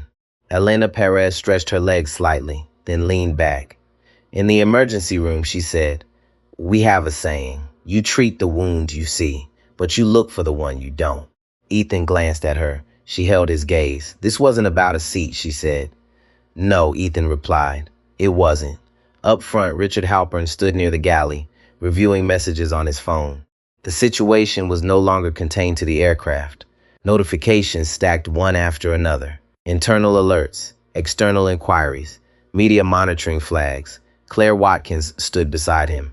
It's already trending, she said quietly. Richard did not react immediately. How bad? Claire turned the screen slightly. Videos, clips, comments, some accurate, some not. But the core was there. A passenger confronted, a drink thrown, a shove, a reveal, a system exposed. Richard exhaled slowly. We issue a statement before landing. Claire nodded carefully. Richard looked back toward Ethan. Honestly, he said. That surprised her again. Honesty carries liability, she said. Richard's eyes did not leave Ethan. So does denial. Claire did not argue, because she knew. Back in first class, Walter Crane finally spoke again. I keep thinking about what you said, he told Ethan. Ethan looked at him. That it keeps happening because people think nobody important is watching. Walter nodded. I've spent 30 years in boardrooms, he said, and I've seen people behave worse in private than anything that happened here. Ethan listened. Walter continued. The difference is, in those rooms, everyone agrees to ignore it. Ethan's expression did not change. That's still happening here, he said. Walter looked around the cabin, at the quiet, at the controlled faces, at the people who were still choosing silence now that the crisis had passed. He nodded slowly. Yes, he admitted. That honesty cost him something, but not as much as silence had. Olivia returned to the galley and leaned against the counter for a brief second, out of sight from most of the cabin. She closed her eyes. Just one breath, then another. She replayed the moment again, the drink, the demand, the hesitation. The second she chose to double check instead of step in, that second had stretched, multiplied, allowed everything else. She opened her eyes again. No tears, just clarity. When she stepped back into the aisle, her posture was different. Not defensive, not apologetic, committed. Daniel Foster watched her from the cockpit doorway. He recognized it. The moment someone stops thinking about how they are seen and starts thinking about what they stand for, he stepped back inside. There would be reports, reviews, questions, but those would come later. What mattered now was what changed. Ethan leaned his head back against the seat and closed his eyes for a moment. Not to rest, to think. The cabin noise faded into something distant. His mother's voice came back to him again. Not loud, never loud, just steady. People will show you who they are when they think it does not matter. He opened his eyes, looked around, at the people, at the quiet, at the subtle shifts happening in real time. It did matter. Now it did. Tom Bennett broke the silence again. You're going to change things, aren't you? Ethan looked at him. Yes. Tom nodded slowly. I believe you. That mattered. Not because Tom had power, because he had witnessed. And witnessing, when it becomes belief, carries weight. Margaret Nolan smiled faintly. Change doesn't come from catching people at their best, she said. It comes from what you do when they show you their worst. Ethan met her eyes. That's why this matters, he said again. The phrase returned, but it carried more now. More context, more consequence. The plane moved steadily through the night sky. Below them, cities passed unseen. Above them, nothing but darkness. Inside, something had shifted. Not loudly, not completely, but enough. Enough for a flight attendant to rethink her instincts. Enough for a captain to rethink his leadership. Enough for a businessman to save evidence instead of ignoring it. Enough for a retired teacher to speak up. Enough for a silenced passenger to admit she was wrong. Enough for a system to be forced into the light. Ethan picked up the water bottle again and took another slow drink. Then he set it down. His voice, when he spoke next, was quiet, almost to himself. But the people closest heard it. This shouldn't have required my name. No one disagreed, because that was the truth sitting at the center of everything, and it was the hardest one to fix. The plane cruised steadily now, high above the dark, but no one inside felt far from what had happened. Time had passed, but it had not softened anything. If anything, it had sharpened it. The initial shock was gone. What remained was understanding, and understanding is harder to ignore.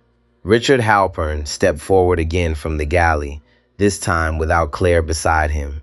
His phone was in his hand, screen dimmed, but the weight of what it carried was clear in the way he held it. He stopped beside Ethan's seat, Mr. Brooks, he said quietly, we've drafted an initial statement. Ethan did not look at him immediately. Read it. Richard hesitated for just a fraction of a second. Then he began. Apex Airways is aware of an incident involving passenger conduct on a Dallas to Miami flight. We are conducting a thorough review and are committed to ensuring the safety and dignity of all passengers. He paused, looked up. Ethan's face did not change. That's your opening, Ethan said. Yes. It avoids responsibility. Richard inhaled slowly. It acknowledges the situation without assigning fault prematurely. Ethan turned his head. That's what companies say when they're protecting themselves. Richard did not argue because he knew Claire had written that line. He had approved it, and Ethan had dismantled it in one sentence. What would you say? Richard asked. Ethan looked forward again, then spoke. Slow, clear. Say a passenger was verbally harassed, had a drink thrown on him, and was physically shoved after his valid ticket was questioned. Richard listened. Say the crew failed to intervene quickly enough. Olivia, standing 3 rows back, felt that line hit her again. Ethan continued. Say the company is investigating not just the incident, but the conditions that allowed it to escalate. Richard's jaw tightened slightly. That was the line that changed everything, because it expanded the problem. From an event to a pattern. And say what you're going to do about it, Ethan finished. Richard nodded slowly. No defense, no spin, just acceptance. I'll revise it. Ethan glanced at him. Don't revise it. Richard paused. Replace it. That landed deeper. Richard gave a small nod. I understand. He stepped back. Claire met him halfway down the aisle. Well, she asked. Richard handed her the phone. We're not issuing that. Claire read quickly, then looked up. This is going to expose us. Richard met her eyes. We're already exposed. She held his gaze for a moment, then nodded once. Then we do it right. Back in first class, the quiet had shifted again. Less heavy, more reflective. People were no longer just thinking about what had happened. They were thinking about what it meant. Margaret Nolan leaned slightly toward Ethan. You're not angry, she said. Ethan considered that. I was, he said. Past tense. He nodded. Anger is useful for about 30 seconds, he said. After that, it gets in the way of fixing things. Margaret smiled faintly. That's a disciplined answer. Ethan looked at her. It's a practiced one. She believed him. Because nothing about him felt theoretical. Across the aisle, Tom Bennett rubbed his chin. I keep replaying it, he said. The moment he asked for your ticket. Ethan glanced at him. Tom shook his head slightly. I knew something was off, he said. But I told myself it wasn't my place. Ethan listened. Tom continued. That's the lie, isn't it? Ethan did not rush the answer. Then he said, it's the easiest one. Tom nodded slowly. Yeah. That word carried more weight than agreement. It carried recognition. Walter Crane spoke again, quieter this time. In my world, he said, we call that plausible deniability. Ethan looked at him. Walter gave a small, tired smile. You see something. You know something. But you create just enough doubt to justify doing nothing. Ethan held his gaze. And then you call yourself reasonable, Ethan said. Walter nodded. That's exactly right. He looked down at his hands again. I've done that more times than I want to admit. No one judged him out loud, because most of them had done the same thing, just in different rooms. Elena Perez shifted slightly in her seat. You can't undo earlier, she said. You can only change next time. Walter looked at her. I intend to. She gave a small nod. That's all it takes. Up front, Daniel Foster stepped out of the cockpit again. He moved down the aisle slowly, stopping beside Ethan. Mr. Brooks, he said, we've updated the report. It includes all witness statements collected so far. Ethan looked at him. Does it include the delay in intervention? Daniel did not hesitate. Yes. Ethan nodded once. Good. Daniel held his gaze. I've been flying for over 20 years, he said. I've handled emergencies, diversions, severe weather. He paused. This is the first time I've realized that maintaining order isn't enough. Ethan listened. Daniel continued. You have to recognize when order is protecting the wrong thing. That line stayed in the air. Ethan gave a small nod. Yes. That was all. But for Daniel, it was enough. He straightened slightly. Something in him had shifted too, not dramatically, but permanently. Olivia watched that exchange from a few rows back. She felt it, the change moving through the crew, not as fear, as responsibility. She stepped forward again, stopping beside Ethan. After we land, she said, I'll be part of the review. Ethan looked at her. I know. She held his gaze. I won't defend what I did. Ethan studied her for a moment. Then you'll be useful. She nodded. That was the only approval she needed. The cabin settled again. Engines steady. Lights low. Passengers quieter now, but not in the same way as before. This silence had awareness in it. Ethan leaned back slightly and closed his eyes again for a moment. Not to escape. To measure everything that had happened. Everything that would follow. Because this was not the end. It was the beginning of something much larger. Richard Halpern returned once more, this time with Claire beside him. We've rewritten the statement, he said. Ethan opened his eyes. Read it. Richard did. No soft language, no distance. Clear acknowledgement, clear responsibility, clear next steps. When he finished, the cabin was quiet. Ethan looked at him. That's closer. Richard nodded. It will go out before we land. Ethan held his gaze. Make sure it reaches your own employees first. Claire frowned slightly. Why? Ethan answered without hesitation. Because culture doesn't change from press releases. That line landed deeper than anything else. Richard nodded slowly. You're right. He meant it. The plane moved steadily through the night, closer to Miami, closer to landing, closer to consequence. And inside that cabin, something had already landed. Not authority, not power. Something harder. Accountability, not assigned. Accepted. And for the first time since the confrontation began, it felt like it might actually hold. The first sign of Miami was not the city. It was the change in the cabin. The lights came up a little brighter. Seat backs clicked upright. Window shades lifted one by one.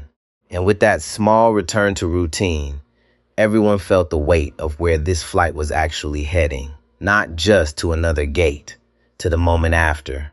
Captain Daniel Foster's voice came over the intercom, steady as ever, but different now if you knew how to listen. Ladies and gentlemen, we've begun our descent into Miami.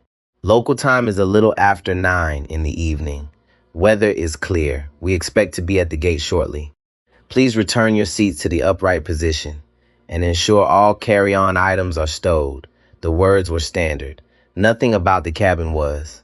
Ethan Brooks sat by the window and looked out at the spread of lights below. The city shimmered in pieces through the dark highways like silver veins, neighborhoods glowing in blocks, the bay reflecting the last traces of movement from the ground. His reflection floated faintly in the glass, young face, tired eyes. Gray hoodie still stained where the drink had dried. He had not changed. That mattered.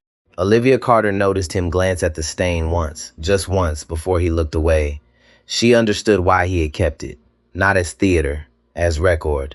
The last hour had changed her more than some years in the air ever had. She stopped beside his seat one final time before landing. Ground has been briefed, she said quietly. Corporate, airport police, and our station manager will be there when we arrive. Ethan nodded. And Mr. Reed? He'll be waiting separately with officers.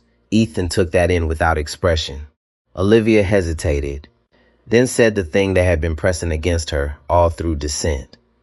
My father used to tell me that good manners are easy when the room already respects you. Ethan looked at her. She gave a small, tired smile. I thought professionalism was enough. I know better now. Ethan held her gaze for a moment. Then make sure the next person doesn't pay for that lesson. She nodded once. I will. And for the first time since boarding, Olivia felt like that promise had weight. Across the aisle, Tom Bennett had his phone out again, not to record now, but to reread the messages flooding in. His wife had sent him links. Clips were everywhere. Comment threads, aviation blogs, local news pages. A national anchor had already posted a short segment about an airline chief executive who was harassed on his own plane while flying incognito. The facts were still spreading faster than the company's statement, but the core truth had survived the internet intact.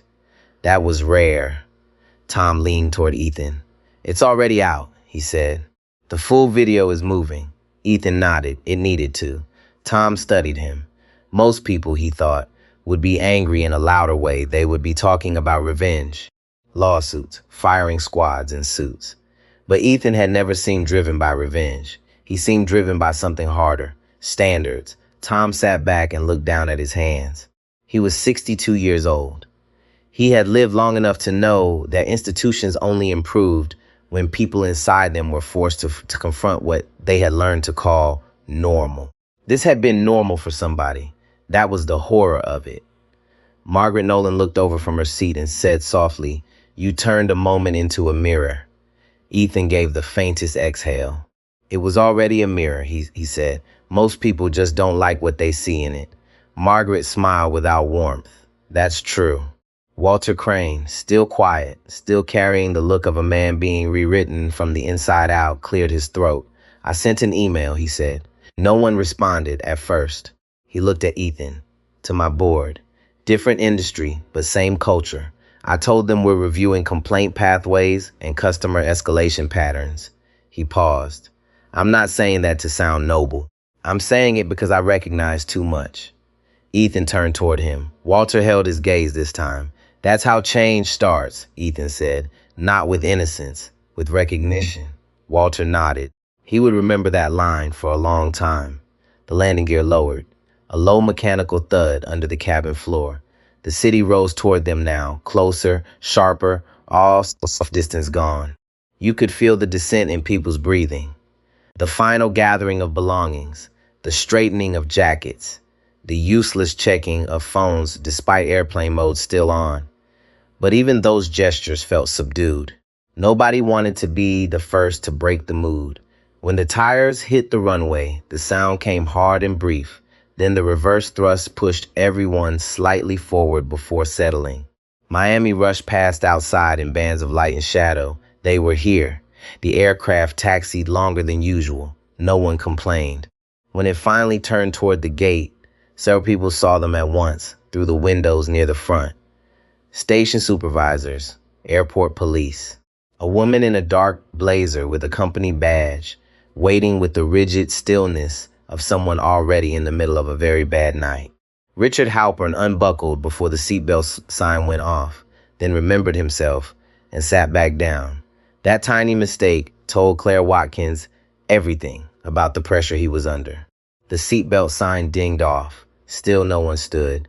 Daniel Foster's voice returned over the intercom. "Lower now. Please remain seated until instructed. We'll begin deplaning shortly." There was no confusion about why.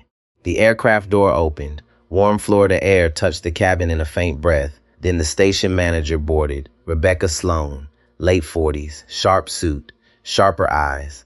She had the kind of face built by years of leadership in public crises. But tonight there was no corporate smile on it. She walked straight to Ethan, not rushed, not performative. She stopped beside seat 2A. "Mr. Brooks," she said. "I'm Rebecca Sloan. I oversee station operations for the Southeast region." Ethan looked up at her. "I know who you are." That made her blink once. Then she nodded. "Then I'll keep this simple. What happened on this aircraft was unacceptable. And what failed around it was unacceptable too. The whole front cabin heard that." "Good," Rebecca continued. "Your ground transportation is ready when you are. But before you leave, I want you to know the formal review has already started. Crew access has been restricted pending statements. Digital records are preserved. Passenger outreach begins tonight." Ethan stood at last. Slowly, the cabin changed with him. He was no longer the young man they had watched absorb insult and restraint in a wet hoodie. He was the standard they would be measured against after the story left this plane. Rebecca took in the stain on his chest, the plain clothes, the ordinary face of extraordinary authority. "You kept the hoodie on," she said quietly. Yes. She gave one small nod. That was wise. Ethan looked at her. "No," he said. "Necessary." Rebecca accepted the correction. That too mattered. As Ethan stepped into the aisle, people began rising around him, not crowding, just making space. A different kind of first class now, not prestige, respect.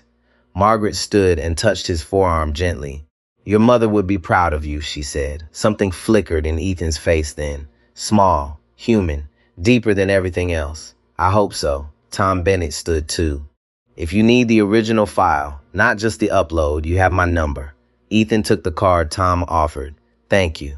Elena Perez gave him a direct look. You stayed decent. Ethan held her gaze.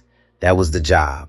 She nodded, because she understood exactly what he meant. Staying decent, when power finally arrives in your hands, is its own test. Walter Crane stood halfway, awkward but sincere. I won't forget today. Ethan looked at him. Don't just remember it, he said, use it. Walter nodded as if accepting an assignment. Olivia waited until last. Her throat was tight, but her voice held. I'm sorry. Ethan looked at her, really looked at her. Then he said something she would repeat to herself for years. Be the person who interrupts it earlier. That was all. Not absolution, direction. She felt it land in her bones. Ethan stepped forward. At the door, Rebecca Sloan moved aside to let him pass first. Out on the jet bridge, officers stood with Jonathan Reed farther ahead. The man who had entered the evening so certain of his place now looked smaller under fluorescent light. His shoulders had dropped. His face had gone gray around the mouth. He saw Ethan and tried to speak. Nothing came at first. Then barely above a whisper, I'm sorry. Ethan stopped. Not close, not cruel. Just long enough for the truth to be heard one final time. This was never about me being important, he said. It was about you deciding I wasn't. Jonathan lowered his eyes. He had no answer to that. Ethan walked past him, straight ahead, toward the waiting officers, executives, reports, statements, consequences, and the long work that comes after exposure, not the clean work of slogans. The hard work, training, hiring, review, culture, the part people never cheer for because it takes too long and asks too much. Behind him, the passengers began to deplane one by one, carrying their own share of the story into the terminal, into their homes, into the places where they would either repeat the lesson or ignore it. And that was the real ending, not the reveal, not the power, the reminder that dignity should never require a title, that silence always costs someone. That respect is not supposed to be earned by wealth, age, race, or status. It is supposed to be given because someone is human. If this story stayed with you, take a second to like it, subscribe, and leave these 3 words in the comments. Never stay silent.